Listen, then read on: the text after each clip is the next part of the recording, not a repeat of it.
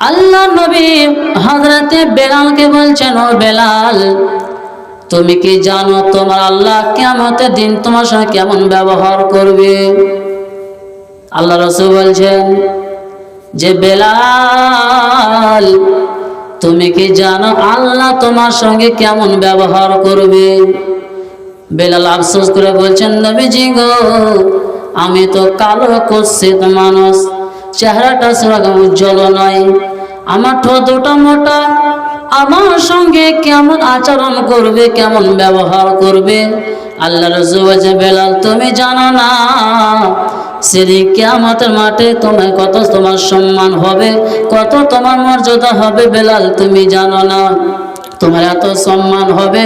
বেলাল, যে লোকটা সর্বপ্রথম জান্নাতে প্রবেশ করবে সেটা হচ্ছে আমি নবী। আমি জান্নাতে প্রবেশ করব, জান্নাতে বরাদ্দ করে দেব, জান্নাতকে বরাদ্দ করে দাও। পা মেহেসের মাঠে আমার দুইটা ডিউটি আছে, হাউজ কাউসার পানি পান করার উম্মতানিকে, এবং কি করব, আর উম্মতানির সুপারিশ করব।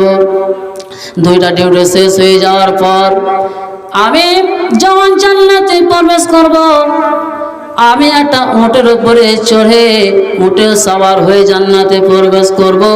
আর বেলাল, তুমি উটের লাগামটা ধরে টানতে টানতে জান্নাতে ঢুকে যাবে। বেলাল খুশি তাৎক্ষণিক হয়ে গেল। বেলাল এত সম্মান।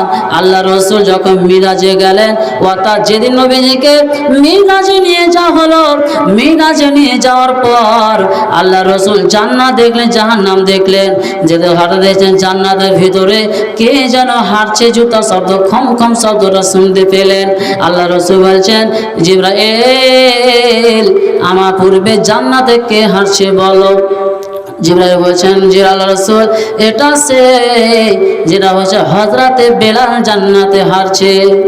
আল্লাহ রাসূল ফজর নামাজ পড়ার পর বলছে, বেলাল, যেদিন তুমি কালেমা পড়েছো, মুসলমান হয়েছো, ঈমান এনেছো, বলো তোমার জীবনে কি এমন আমল আছে যে আমার পূর্বে তুমি জান্নাতে হাঁটছো?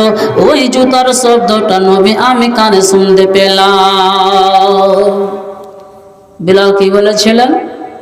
আল্লাহ রাসূল, সেরকম কোনো আমার আমল নেই, এটা সামান্য আমল। যখন আমার উজু ভেঙে যায় আমি উজু করে নিই, যখন আজান দেওয়ার জন্য যখন উজু করি, ওই উজুতে আমি 2 রাকাত নফল নামাজ পড়ি, এটা হচ্ছে আমার আমল।